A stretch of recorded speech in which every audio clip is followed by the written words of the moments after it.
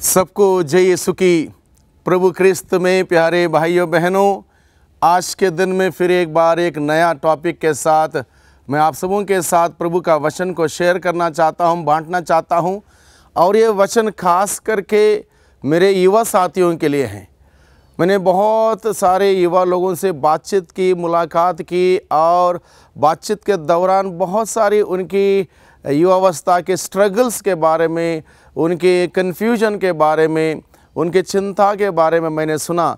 तो मैंने सोचा कि उनके साथ एक वचन शेयर करूं ताकि उन सब तमाम मेरे युवा साथियों के लिए ये वचन फ़ायदेमंद होगा, मार्गदर्शन करने वाला होगा, फिर एक बार एक नई शुरुआत करने के लिए एक प्रेरणादायक होगा। इस उद्देश्य से मैं इस वचन को आप सभी लोगों के साथ शेयर करना चाहता हूं।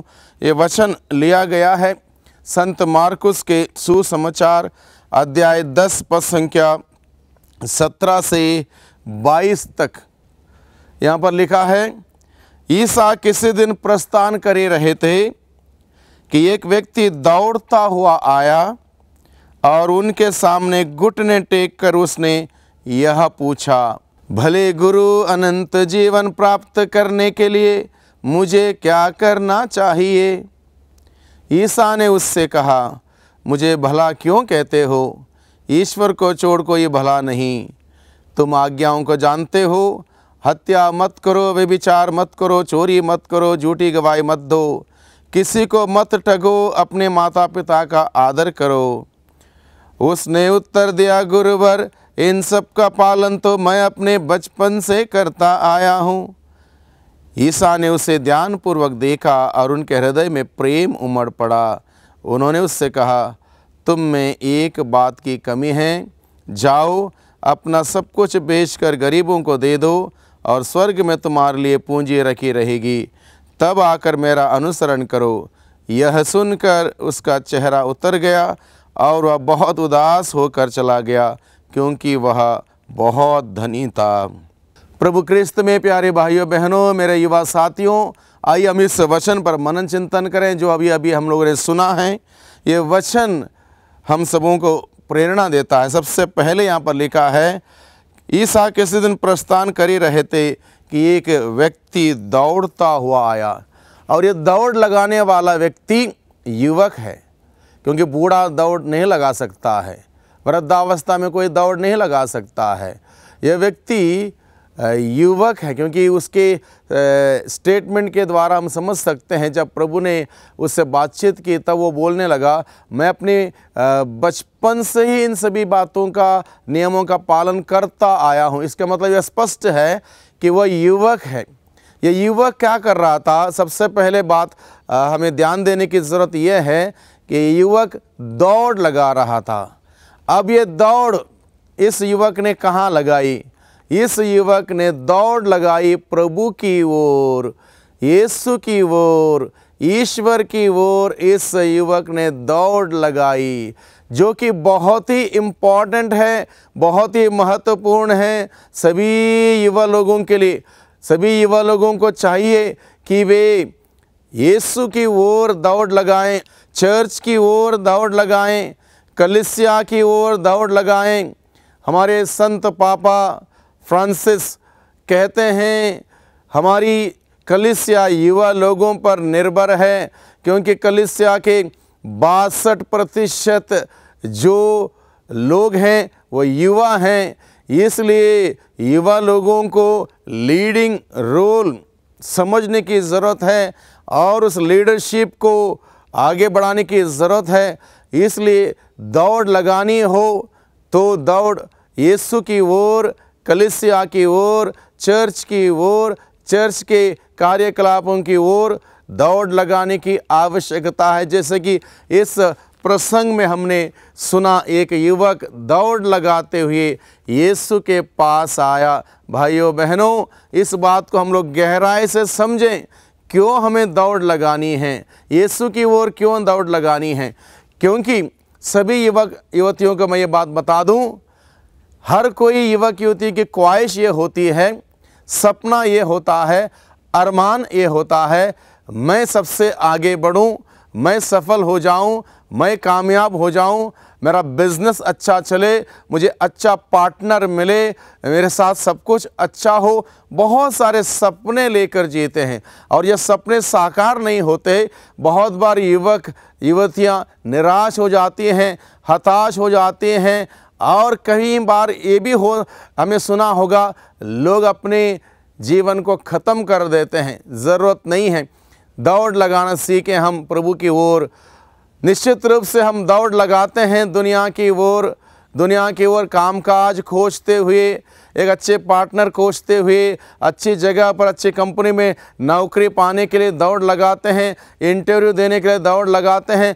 अलग प्रकार से लोग दौड़ लगाते हैं। ज़रूरी ये भी है, मैं ये नहीं कहता हूँ ये दौड़ ज़रूरी नहीं है, ये भी ज़रूरी है। साथ ही साथ ये अति आवश्यक है, बहुत ही ज़रूरी है यीशु की ओर दौड़ लगाना। क्योंकि अगर आप सफल होना चाहते हो ज़िंदगी में, यीशु के बगैर नहीं हो सकते हो भाइयों बहनों। क्योंकि प्रभु यीशु ने यही कहा है, मुझसे अलग रहकर तुम कभी कुछ नहीं कर सकते, मुझसे अलग रहकर तुम कुछ नहीं कर सकते। बहुत सारे युवक युवतियाँ प्रभु से अलग रहकर बहुत कुछ करना चाहते हैं, बहुत सारे सपने साकार करना चाहते हैं, बहुत कुछ हासिल करना चाहते हैं, लेकिन संभव नहीं है। यीशु के बगैर हम शून्य हैं, हम कुछ भी नहीं हैं, कुछ भी नहीं कर सकते हैं। इसलिए हमारी दौड़ यीशु की ओर निश्चित रूप से होना चाहिए। हर दिन हम यीशु की ओर दौड़ लगाएं, दुनियादारी में, दुनिया में ही ना खो जाएं। इसलिए जब आज का वचन हम सबों के लिए प्रेरणा देता है कि हमें यीशु की ओर दौड़ लगाने की आवश्यकता है। और जो व्यक्ति यीशु की ओर दौड़ लगाता है, वो व्यक्ति क्या करता है? यहाँ पर लिखा है, एक व्यक्ति दौड़ता हुआ आया और उनके सामने घुटने टेक कर उसने यह पूछा। यानी कि दूसरी बात उसने क्या की, इस युवक ने यीशु के सामने घुटने टेके। यीशु के सामने घुटने टेके। भाई बहनों ध्यान दें यहाँ पर इस वचन पर। इस नौजवान, इस युवक ने कहाँ घुटने टेके? यीशु के सामने घुटने टेके।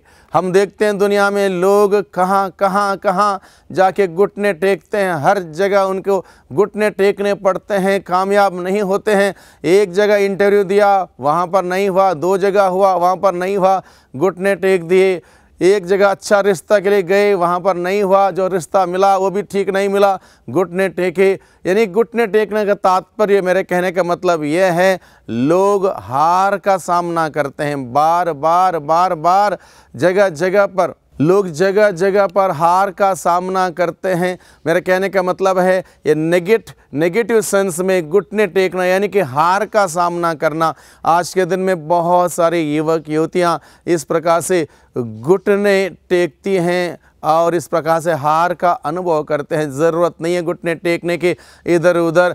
अगर हम नियमित रूप से प्रभु यीशु के सामने घुटने टेकेंगे, यानी कि प्रभु यीशु को स्वीकार करेंगे, प्रभु तू ही मेरा मालिक है, तू ही मेरा सब कुछ है, तू ही मेरा सर्वस्व है, तू ही मेरा जीवन का स्रोत है, तू ही मेरा एकमात्र सहारा है। इस भरोसे के साथ, इस आस्था के साथ, इस श्रद्धा के साथ, इस विश्वास के साथ अगर हम प्रभु के पास जाएंगे, घुटने टेकेंगे, यीशु हमारे लिए खड़ा होगा भाइयों बहनों। और जिसके साथ यीशु खड़ा होगा, उसके विरुद्ध दुनिया की कोई शक्ति, कोई व्यक्ति खड़ा नहीं होगा। जिसके साथ यीशु खड़ा होगा, वह व्यक्ति सफल होगा, वो कभी असफल नहीं होगा। क्योंकि प्रभु यीशु मसीह इस दुनिया में रहते हुए एकमात्र व्यक्ति ऐसे हैं जो हर प्रकार से हर जगह पर सफल हुए। उसने अंधकार को हराया, दुश्मनों को हराया, शैतान को हराया, मृत्यु को हराया। इसलिए अगर हम सफल होना चाहते हैं, यीशु को अपना मुक्तिदाता के रूप में स्वीकार करें, यीशु के सामने घुटने टेकें और यीशु हम सबों को खड़ा कर देगा। और जो घुटना टेकता है उसके लिए यीशु खड़ा होगा। इसलिए इस बात को हम समझते हुए यीशु के सामने जाएं और यीशु के सामने घुटने टेकें। इस व्यक्ति ने यीशु के सामने जाके घुटने टेके और उसका नतीजा बाद में हम देखें, वो यीशु किस प्रकार से उसके साथ खड़ा होने के लिए तैयार है। इस बात को हम समझते हैं।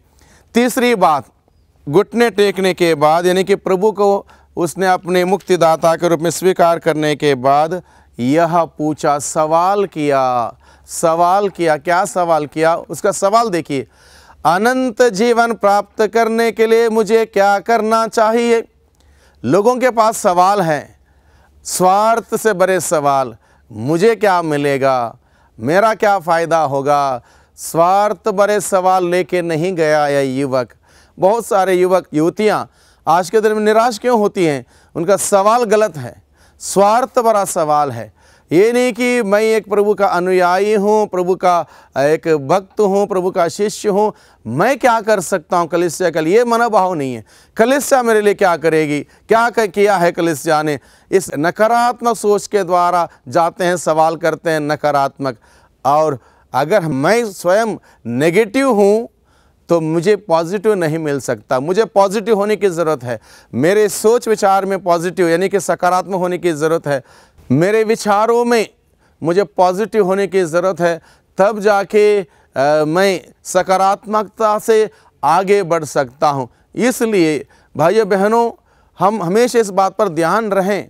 देखो, कोई दिक्कत नहीं, सवाल करना बुरा नहीं है, अच्छा है, लेकिन सवाल पॉजिटिव हो, कुछ स्वयं का निर्माण करने वाला हो, कलीसिया का निर्माण करने वाला हो, दूसरों का निर्माण करने वाला हो, किसी को नीचे गिराने वाला, किसी की बेइज्जती करने वाला, किसी का मनोभाव गिराने वाला सवाल ना हो। इसलिए यह व्यक्ति क्या सवाल करता है? एक पॉजिटिव सवाल करता है, एक सकारात्मक सवाल करता है। क्या सवाल करता है? अनंत जीवन प्राप्त करने के लिए मुझे क्या करना होगा? आज के ज़माने में कौन ऐसा युवक होगा, युवती होगी जो इस सवाल को लेके पल्ली पुरोहित के पास जाता हो या कलीसिया के अधिकारियों के पास जाता हो और पूछता हो, फादर जी बताइए, अनंत जीवन प्राप्त करने के लिए मुझे क्या करना चाहिए? कौन पूछता है? नहीं पूछता है।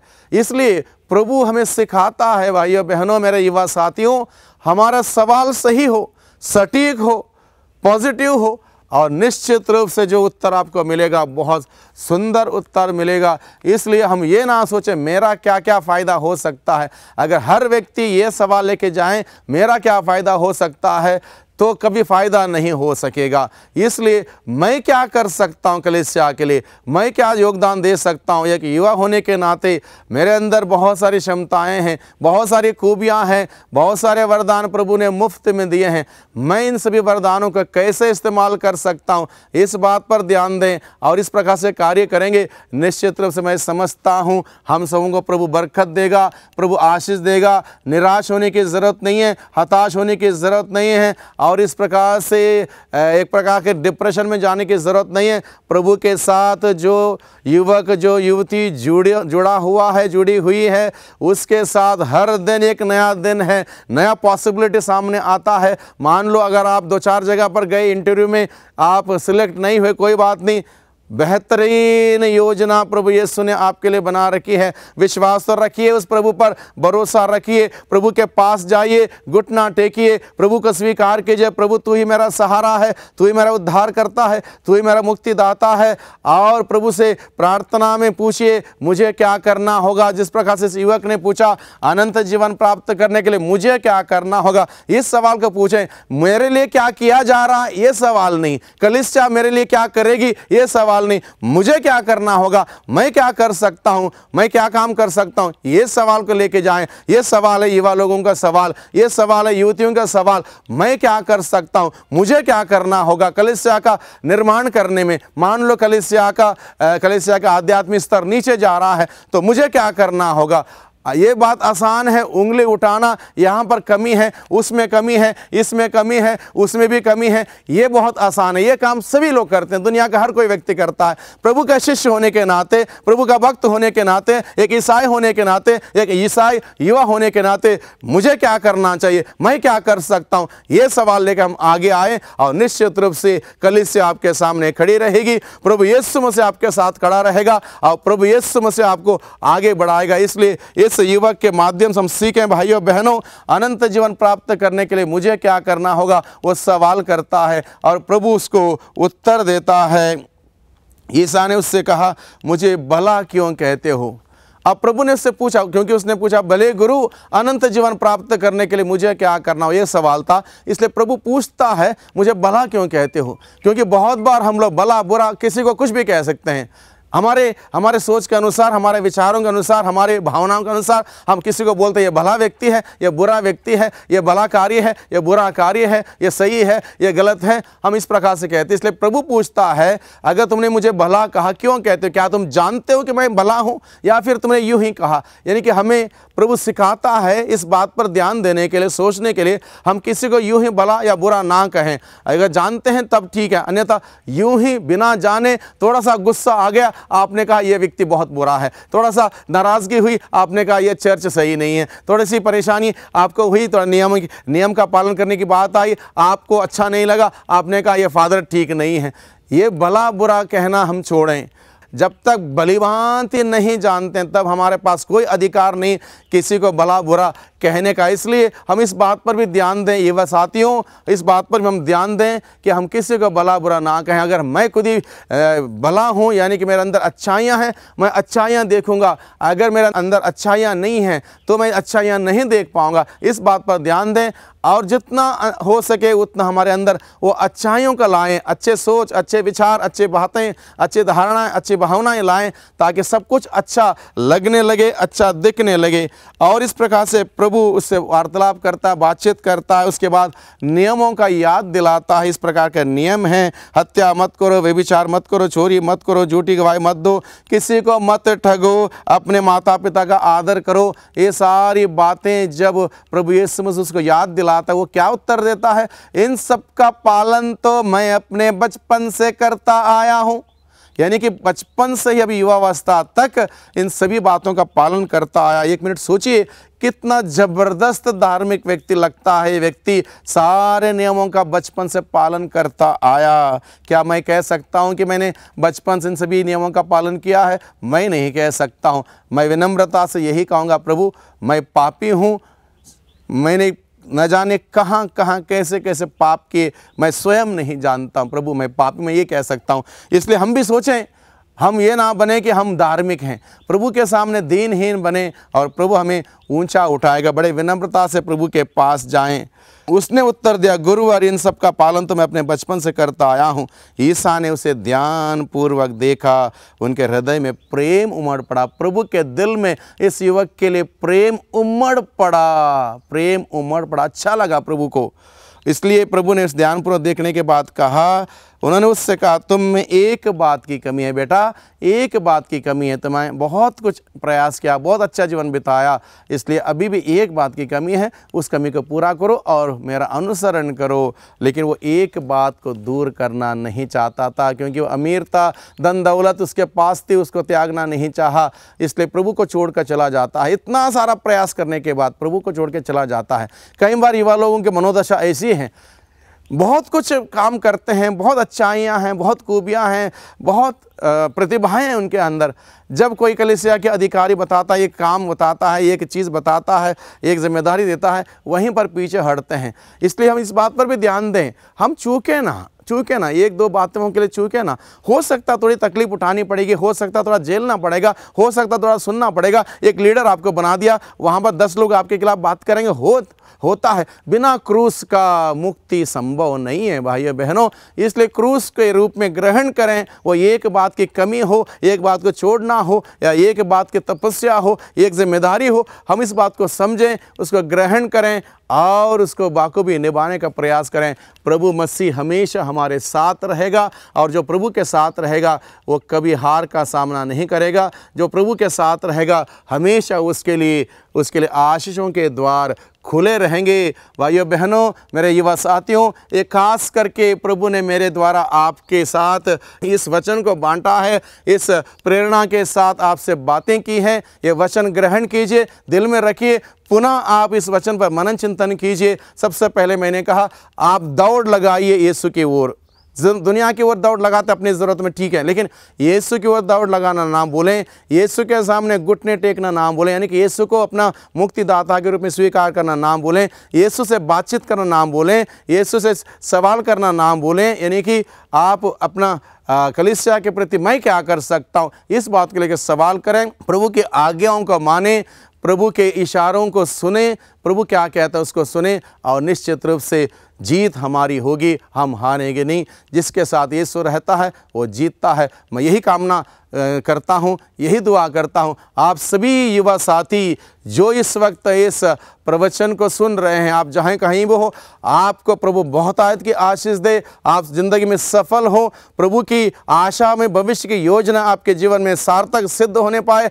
आपके हित की योजना प्रभु ने बना रखी है, इसलिए प्रभु के पास जाए, प्रभु से पूछे, प्रभु आपने मेरे लिए क्या योजना बनाई है, और प्रभु प्रकट करेगा। यिर्मयाह का ग्रंथ अध्याय 29 पद संख्या 11-13 में प्रभु कहता है, तुम्हारे लिए निर्धारित योजना मैं जानता हूँ, तुम्हारे हित की, तुम्हारे आशा में भविष्य की योजना। यदि तुम मुझे पुकारोगे मैं तुम्हें उत्तर दूंगा और मैं तुम्हारा भाग्य पलट दूंगा। भाग्य पलटने वाला प्रभु मसीह है। भाइयों बहनों, निराश मत हो जाइए, प्रभु के साथ जुड़े रहिए और प्रभु तुम्हारा भाग्य पलट देगा, तुमको ऊंचाइयों तक ले जाएगा। प्रभु का नाम उठाइए और प्रभु आपको उठाएगा। वही प्रभु आपको आशीष दे।